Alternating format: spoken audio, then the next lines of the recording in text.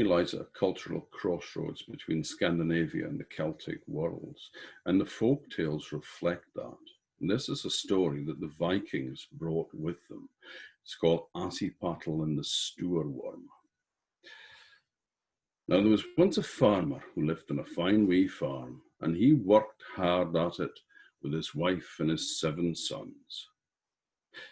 Well, actually, that's not strictly true.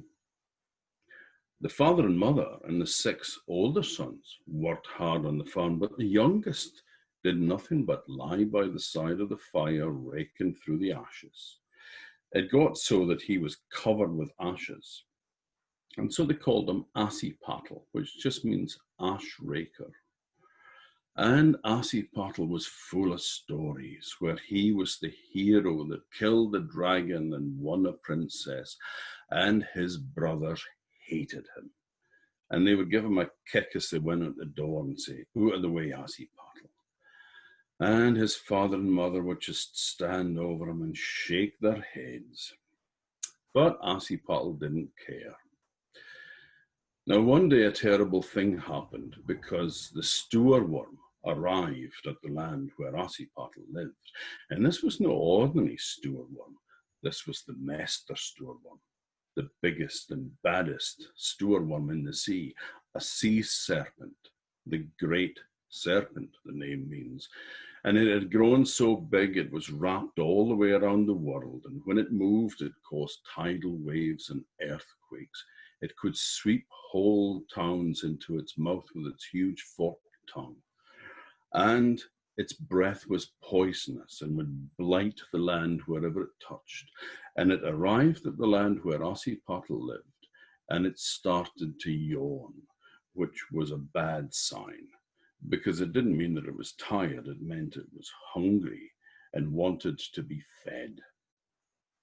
Well, the king called all his advisors together, but none of them had a clue what to do.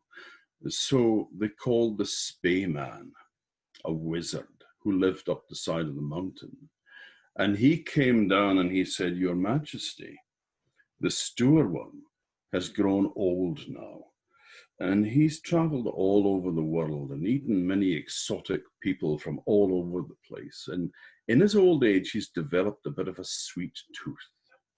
So if you were to feed him 7 maidens every Saturday morning for his breakfast, he would leave the land alone and not destroy it. So every Saturday morning, 7 maidens were bound hand and foot and placed in front of the monster. He would flick out his forked tongue and he would pick them up one at a time and munch them down like sweeties, candy. Well, Assipattle and his father and his brothers went to see this terrible breakfast one morning, and the old man was saying, "You know, there'll soon be no girls left in the whole land, and then who will marry my sons? And there'll be no children to look after us when we're old." And Assipattle said, "You don't need to worry, Dad. I'll fight the Stoor Worm and kill it." Well, his brothers just chucked stones at him and drove him off. But time went by and people they'd had enough of feeding all their daughters to a monster. And they said no more. So the king called the spaeman back again and said, "What can we do to be rid of this creature for once and for all?" And he said, "Well, there is something you can do, but it's so terrible I can't tell you." "Tell me," he says, "I order you to." "Well," said the spaeman, "if you were to feed him the most lovely maiden in all the kingdom, your daughter, the Princess Chem the Lovely, then the monster will go away and leave the land in peace." "No, no," all his advisors said, "that's too high a price to pay. She's your only child, heir to your throne." "Yes," said the king, "but it seems to me that it is only right that my daughter, descended from the god Odin himself, should die so that her people can live." "But," I would crave one indulgence. Give me 3 weeks to find a hero that will fight and kill the Stoor Worm. Well, a proclamation went out. The king would give his kingdom, his magic sword, Snapper, which was a gift to his ancestors from the god Odin, and his daughter's hand in marriage to anyone that could fight, kill the Stoor Worm. 36 brave knights rode into town, and when they saw how big the Stoor Worm is, they rode into town. They went right through the town and out the other side. The other 12 fainted and had to be carried out boot first on stretchers. The other 12 just went up to the castle, found the king's wine cellar, and drowned their sorrows.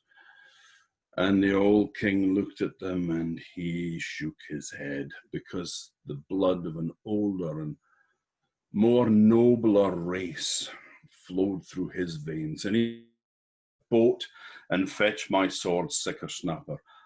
At dawn, I will fight the Stoor Worm and either die in the attempt to save my daughter or kill it. Well, news went through the land. The king was going to fight the Stoor Worm, and news reached the farm where Assipattle lived as well.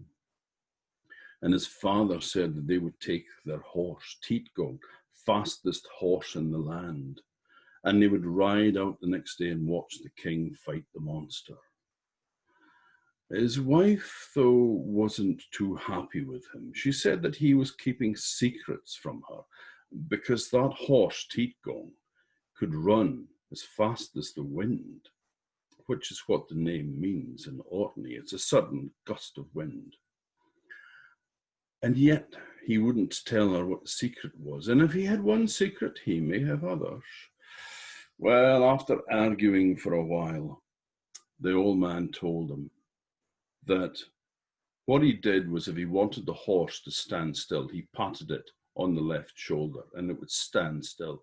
If he wanted it to run fast, he'd pat it on the right shoulder and it would run fast. But if he wanted it to run as fast as the wind, then he would blow through a goose's thrapple. That's the windpipe of a goose. Always kept one in his jacket pocket, he said, for emergencies. Well, Assipattle heard all this, and he went out to the stable. And when the horse seen him coming, it started to neigh and rear up, because this wasn't his master. But he patted it on the shoulder, and it stood stock still. And then he jumped on its back, and he patted it on the right shoulder, and it set off with a loud neigh, which woke up the father and the brothers, and they gave chase. And the old man was catching up with it. And he shouted out, "Hi, hi, ho, Teatgong, whoa!" And Teatgong stopped dead in his tracks. But Assipattle took out the goose's thrapple and blew through it. And as soon as he heard that, his ears picked up and he went like an arrow from a bow across the countryside and gone. Well, he rode all night until he came to a great bay. And in the bay, there was a black island, but it wasn't really an island. It was the Stoor Worm's head. He went down to a cottage by the side of the shore, and he took a peat from the fire, a burning turf that was glowing, and put it in a pot and went down to the boat. He tricked the guard to leave the boat and stole it and set off across the bay towards the Stoor Worm. And as he looked behind him, he could see the king had just arrived with his men, and he didn't look very happy. But the sun was just starting to rise, and the Stoor Worm started to wake up, and he yawned 7 great yawns in the morning before he woke up. Assipattle positioned the boat alongside him so that when he yawned again, the water that poured through its mouth took the boat down deep into the heart of the Stoor Worm. And inside it was like a long tunnel with some small tunnels going this way and that. So some water gurgled off down here, some went down there, and got shallower and shallower until the boat grounded. And then he jumped out the boat, taking his pot with a peat in it, and he set off to look for his goal, which was the Stoor Worm's liver. Now, you know how much oil there is in a fish's liver. Imagine the amount of oil in a stoorworm's liver. He cut a hole into it, he put the burning peat in it, and he blew and he blew and he better blew until the liver caught fire. And then he ran back to the boat. Now, the king was having a bad day. He had to get up really early to go and fight the monster and face certain death. And then he arrives just in time to see some idiot steal his boat, sail across the bay and get swallowed by the monster. Oh, great. Oh, brilliant. It doesn't get any better than that, he thought. And then one of his men said, Your Majesty. What? I've never seen the Stoor Worm do that before. Do what? Well, he's sort of, he's sort of smoking. Smoking? What do you mean smoking? He goes, well, look. And sure enough, there was black smoke coming out of the monster's nostrils and out his mouth, and it turned the sky dark. And the Stoor Worm was starting to feel pain, and he shot out his huge forked tongue, and he caught hold of the moon. But luckily, it was only a new moon, a crescent. So the fork of the tongue slipped over the horn of the moon, and it fell down to earth with a crash. And it made a big hole in the surface of the world that separated the land of Denmark from Norway and Sweden. And that hole filled with water, and it remains there to this day, only we call it the Baltic Sea now. And you can see the two great forks of the Stoor Worm's tongue. Now, the Stoor Worm's days was numbered. It had vomited up all the water in it, which had cascaded out, and it brought Assipattle in the boat with it, cast it high and dry up next to the king. And then it raised its huge head out of the sea, and the head came down with a crash, and some of its teeth got knocked out and fell into the sea, and that made the Orkney Islands. Again, the head rose and fell, and more teeth were knocked out, and that made Shetland.